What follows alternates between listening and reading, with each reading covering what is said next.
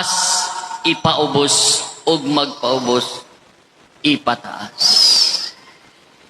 Kining bersikulo nagapahinomdom kanato na ang istorya sa Pariseo o sa maniningil sa buhis na nagampo sa suod sa templo, nagpakita kung unsa gitawag na mainupolsanon o mahimo na dako sa mata sa ato ang Ginoo. Ang Pariseo nagampo o nadunggan nato sa Ebanghelyo. O Dios, pasalamatan ko ikaw nga ako dili sama sa ubang tawo nga mga tikasan, mga hiwi, nga mga manapaw ug ako dili usab sama ni ining maniningil sa buhis. Nagpuasa ako nakaduha sa usa ka semana o naghatag ako sa ikapulo sa akong tanang pinangitaan. Apan ang maniningil sa buhis nagtindog nga nagpalayo, wala gani mupahayat sa iyang mga mata ngadto sa katasan. Hinunua, nagpanampok siya sa iyang dughan o kanunayon nagampo.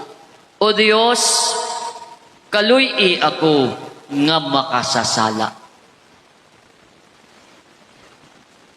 Unya, kinsa man sa duha di pakamatarong, ang Pariseo ba, ang maniningil sa buhis? Matod pa ni Jesus kadtong maniningil sa buhis, kay ngano? Kay ang matag usa nga magpahitaas sa iyang kaugalingon, igapaubos, apan ang magapaubos sa iyang kaugalingon, ipataas. Mao na mingon si Jesus, hinunua, kung dapiton ka adto lingkod sa labing ubos nga dapit, aron ang magdapit kanimo muduol og miingon, higala, balhin nga ri sa pinasidunggang dapit. Og miingon usab si Jesus, kung ikaw nagkumbira ayaw dapita ang imong mga higala, o imong mga igsuon, o imong mga paryente, o mga dato mong mga silingan, ang hinuon, ang imong ibitahon, ang mga kabus, kay maging mabulahan ka, o baslan ka sa Dios. Kay inomdom ko, one time, iimbita ko sa usa ka parang seminar, and I was there. I was invited by the owner of the hotel. Yadto ko, pag-abot na ko ito, gikuha pa ko sa airport, no? Pag-abot sa airport, pag-abot dito sa hotel, na may gasugat na nimo, no? Tapos, wala na ka nag-check-in, pero nanay kwarto dito, nag-preparar ka nimo, igpanaog nimo. Yadto ko dito sa mga pita ko ba? Ngapi. Nagkuha ko dito sa styro nga baso. Unya ni Dol, ayaw, yan na father, kani gamita, nindot kayo nga baso. Nindot yung kayo, ceramic, nindot kayo sa tanan. Thank you kayo, Unya pag human ako pangapi ni, balik ko sa kong kwarto. Iniilis ko, nag-t-shirt lang ko, nag-chinilas ra ko, o ga-shirt lang ko, kaya wala na mamay, yahay pa man kayo. Inaog ko usab, o niyato ko gihapon dito sa lugar nga mga pe. Nagpikapi kay wala pag-ulat pa ko sa akong mga kauban. Pagduol to nako, dito ko ni adto sa katong nindot kayo nga baso. No? Pagduol to nako pagkuha ka baso, nainidolo, oy, ay kwa, para lang na sa mga pari lang na, ayaw na. Itanaw ko, kiga-short na ba ko, ga-t-shirt na ba ko, dito. Kung sa maliya, kung gamiton baso, tura dito mo gamita. Tutura dito, styro nga baso. Styro lang, styrofoam nga baso ba? Nakaot ko sa kungo. Grabe. Kung saan mo, suloob na lang ko sa ba di pagpare para makaka-baso kog nindot kayo. Nakihinomdom ko karon sa to'y liba. Usahay, kundili kanunay, natay pamatasan ng atong pagtatratar sa mga tao lain-lain sumala sa ilang estado o kondisyon sa kinabuhi. Ang respeto, sumala lang kung kinsa na sa mataas na posisyon sa kinabuhi. Kung pobre taon ta, di yung kakakapot og ceramic na baso, styrofoam yung ka, pero dili na tumalikayan, usahay na atay pamatasan ng ingana. Mamamatas punta masyado. Kitang tanan o tagsa-tagsa kanato, dunay pangandoy o nangandoy, naganahan ta na mas labaw ta sa uban o nangandoy ta nga mataas na posisyon. Ganahan ta na naata mulabaw, mudaog, muhari sa tanan o halos tanan na nindot na butang na anato o nindot na trabaho ato kuhaon. Ang pagpangandoy dili dautan, dili sayop, dili bati. Ang pagpangandoy importante kay mao kini muhatag nato og kinabuhi, direksyon, paglambo sa tuang kinabuhi. Apan sa atong pagpangandoy atong bantayan na dili ta makadaot, makatamak, makatamay og mga tao. Una sa atuang kaugalingon, ikadua sa atuang isig katao o gubang tao o atuang kauban, atuang pamilya, atuang komunidad, unta dili ta makatamak o makatamay. Ang Ginoo nagpahinomdom kanato na kung kita gusto muhari, mulabaw, mudaog, mudakong tao o to become great sa pulong pa sa atong Ginoo, kahibalo ta magpaubos sa atuang kaugalingon. This is a reminder for all of us. Bisag kaming mga pari, kitang tanan, kung asa man kang posisyon, dapat mapainubsanon ta. Ikaduha, kahibalo ta magsakripisyo sa atuang interes or personal na interes. Labaw na sa tanan kung kini kinahanglan ta na dunay kalinaw, pagigugma, panayig-usa.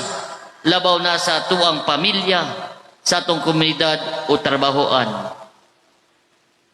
Mausab kini ang giingon sa atong Ginoo sa iyang mga tinunan. Kung usa kaninyo buot mo dakong tawo, kinahanglan na mag-alagad sa tanan o buot nga mahimong labaw sa tanan, magpaulipon sa tanan. Dili ni sayon, di ba? Dili. Sulay supervisor ka, ikay maglimpyo og CR. Isod. Pero doon ay mga tao nga bisag supervisor sila, mataas na tao, makalimpyo ra gihapon sila. These words of Christ change our worldly standard. Kahinomdom mo, katong gipangutana ni Pilato si Jesus, are you the king of the Jews? Are you a king? Hari ba ka? But then, si Jesus refused to admit na siya hari. Di ba? Niingon siya, ikaw ramay niingon hari ko. Ibaw siya nga hari siya. The kind of glory and majesty and power, kingship and leadership that Jesus wishes to promote is not the one measured by earthly standard. Unsa may gitawag nga earthly standard? Nga atong power, atong posisyon, ug atong nga wealth. Dili na siya mao nakadefine sa atong pagkatao.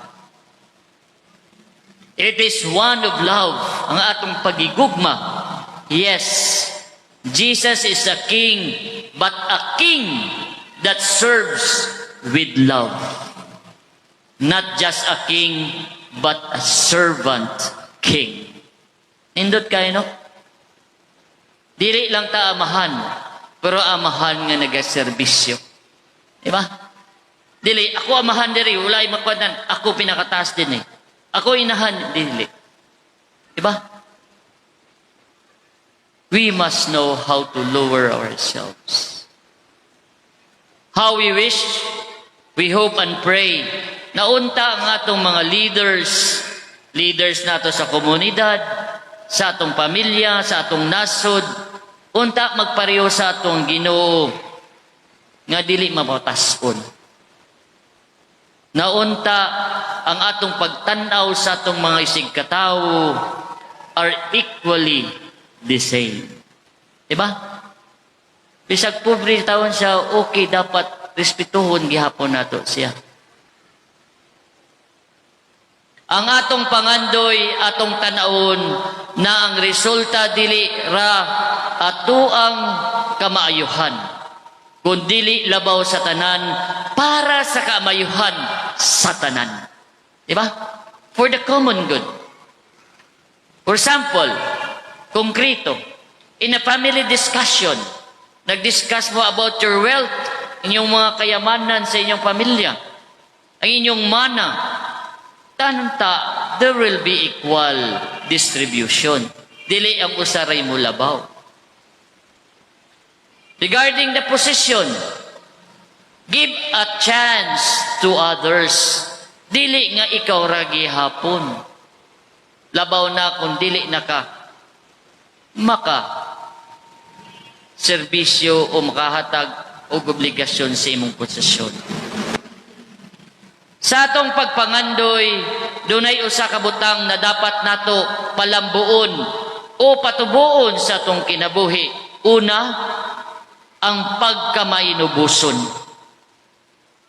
Dili usa ka weakness sa usa ka tawo ang pagkainabuson apan usa ka kusog or power or strength. Diba? When you're humble, when you become humble in front of other people, bisag na ka sa taas na posisyon, it doesn't mean it's a weakness. In fact, it's a power. It's greatness. Diba? What is the best example? Ang Ginoo mismo, diba? Ginoo, nagpakaubos siya, nagpakatawo, nagpuyo ka nato.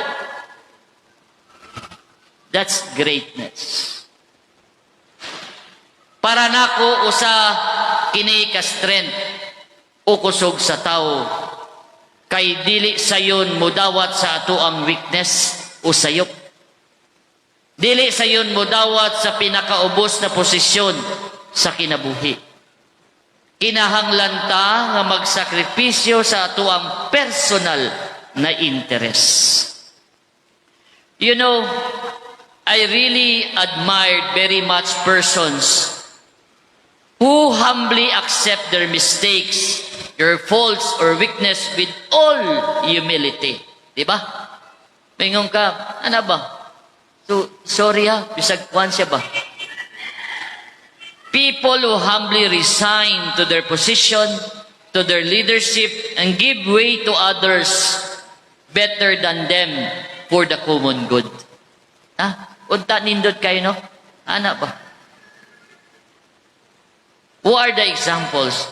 Benedict XVI, nag-resign sa as Pope. Pinakita niya nga murag dili na siya kada og leader niya, being a leader. Diba? Humble. Mother Teresa, og daghang pang mga tao nga nagpakita og humility. Bisag naa sila sa dakong posisyon. Ang pagpakaubos usa ka butang sa to ang kinabuhi nalisod buhaton dili sayon buhaton. Usahay dunay mga tao na makita o makaibaw na siya na dili na siya effective o efficient in running the office or position. Hala, sige lang gihapon kupot dili gyud munaog. Sa ato ang pamilya, doon ay mga higayon na babantayan nato na usahay ganahan ta o gusto gyud ta na kita ang mulabaw, muhari, mudaog. Labi na kung ikaw maybe in the highest position o kamuguangan o mas labaw sa tanan. Maybe labaw kay naa kay kaya, labaw ka kay ikaw mas maayo sa klase, ikaw talented o gifted ka sa uban, dako ang imong position o powerful ka. Dili ka ganahan magpakaubo. Ganahan ta kanunay sa tuang kinabuhi na makita ta naa sa mataas na posisyon. Kay mauni ang pinakagarbo sa mga mata sa mga tao. Pero o apan sa tubangan sa tuang Ginoo kini tanan walay pulos. Kay wala ta ipahambog sa tubangan sa Ginoo. Sa tubangan sa Ginoo usa lang ta kabinuhat na puno sa kakulangan o pagkadili hingpit. Busa ang atong hagit sa tubangan sa mga tao ug labaw na sa tangan sa tubangan sa Ginoo na kaibaw ta mudawat muangkon sa atong pagkadili hingpit pag-angkon na makasasala ta. Kung ang usa ka tawo kay balo makadawat sa iyang kaugalingon ug magumpisa paghatag og importansya sa ubang tawo labaw na sa atong Ginoo, kining tawhana makakat-on mupuyo ug magdepensa sa unsay tinuod. Ang atong pamalandungan kay igsunan sa kahilom sa atong kasing-kasing ang giing-ingon sa atong Ginoo. Kung usa kaninyo buot mo dakong tawo kinahanglan nga mag-alagad sa tanan o buot nga mahimong labaw sa tanan, magpaulipon sa tanan. Kayang kadtong magpataas ipaubos o magpaubos ipataas. Buhata kini og mabulahan ka sa atubangan sa tawo labaw na sa atubangan sa Dios. Manindog kitang tanan.